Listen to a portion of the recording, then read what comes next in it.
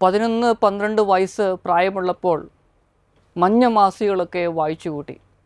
അച്ചോ, കാലഘട്ടം വീണ്ടും മുമ്പോട്ട് പോയി. പിന്നെ സ്വന്തമായി ഫോണുണ്ട്, ലാപ്ടോപ്പുണ്ട്, അങ്ങനെ എല്ലാ ഗാഡ്ജറ്റ്സും എൻ്റെ കയ്യിലുണ്ട്. എൻ്റെ മനസ്സിനെയോ എൻ്റെ ശരീരത്തെയോ എനിക്ക് നിയന്ത്രിക്കാനായിട്ട് പറ്റുന്നില്ല. ഇതിൻ്റെ അകത്ത് അടിമപ്പെട്ടു പോയി. ഞാൻ കാണുന്നതനുസരിച്ച് ചെയ്യാനും എല്ലാം, അങ്ങനെ ആ ഒരു ജീവിതം വലിയ ദുഃഖത്തിലൂടെ നൊമ്പരത്തിലൂടെ കടന്നു പോവുകയാണ്. എന്ത് ചെയ്യണമെന്ന് ഒരു സഹോദരൻ ചോദിച്ചു. പ്രിയപ്പെട്ടവരെ, ഈ സഹോദരൻ്റെ ചോദ്യം ഒരുപക്ഷെ പല ആളുകളുടെയും ചോദ്യമാണ്. വലിയ ദുഃഖമാ, നൊമ്പരമാ. നമുക്കറിയാലോ, ദൈവകൽപ്പനയിൽ പറയുന്നുണ്ട് വ്യഭിചാരം ചെയ്യരുത് എന്ന്. ഇനി ഇതുപോലുള്ള കാര്യങ്ങളിലൂടെ മുമ്പോട്ട് പോവുകയും അവസാനം ജീവിതത്തിൻ്റെ നിയന്ത്രണം തന്നെ നഷ്ടപ്പെട്ടു പോയ അനേകം വ്യക്തികളുണ്ട്. സ്നേഹമുള്ളവരെ, ചിലപ്പോഴൊക്കെ ചിലർ പറയാറുണ്ട്, അച്ചോ, നല്ല സൗന്ദര്യമുള്ള സുന്ദരിയായ സ്ത്രീകളെ കാണുമ്പം അവരുടെ ആ ജീവിതത്തെക്കുറിച്ചോ കരുണയെക്കുറിച്ചോ ഒന്നും ചിന്തിക്കാൻ പറ്റാത്ത രീതിയിൽ, നമ്മൾ ആഗ്രഹിക്കാൻ പറ്റാത്ത രീതിയിൽ വേറെ പല തലങ്ങളിലേക്കും മനസ്സ് വലിച്ചിഴച്ചു കൊണ്ടു പോവുകയാണ് എന്ന്.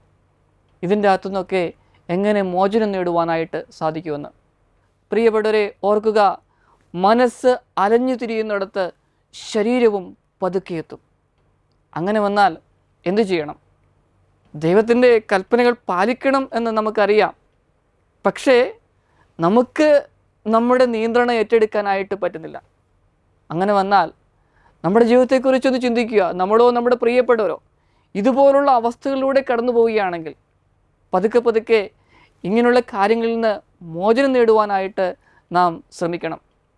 നമ്മൾ കാണുന്നത് വിശുദ്ധമായത് കാണുവാൻ, കേൾക്കുന്നത് വിശുദ്ധമായത് കേൾക്കുവാൻ, എങ്കിൽ മാത്രമേ ചിന്തയിലും പ്രവൃത്തിയിലും ജീവിത വിശുദ്ധി ഉണ്ടാവുള്ളൂ. സ്നേഹമുള്ളവരെ, അങ്ങനെ വന്നു കഴിയുമ്പോഴാണ് നമുക്ക് ഉള്ളിൻ്റെ ഉള്ളിൽ സന്തോഷം അനുഭവിക്കാനായിട്ട് സാധിക്കുക.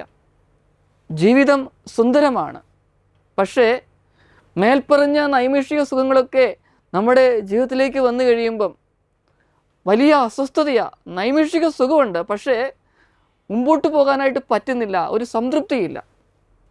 അങ്ങനെയുള്ള ജീവിതങ്ങളിലൂടെ കടന്നു പോകുന്ന ധാരാളം വ്യക്തികളുണ്ട്. നമുക്ക് അവരെയൊക്കെ ഒന്ന് സമർപ്പിച്ച് പ്രാർത്ഥിക്കാം. പ്രിയപ്പെട്ടവരെ, നമ്മുടെ ജീവിത വിശുദ്ധി കാത്തു സൂക്ഷിക്കുവാൻ ശ്രമിക്കാം. ദൈവം നമ്മെ അനുഗ്രഹിക്കട്ടെ. ആമേൻ.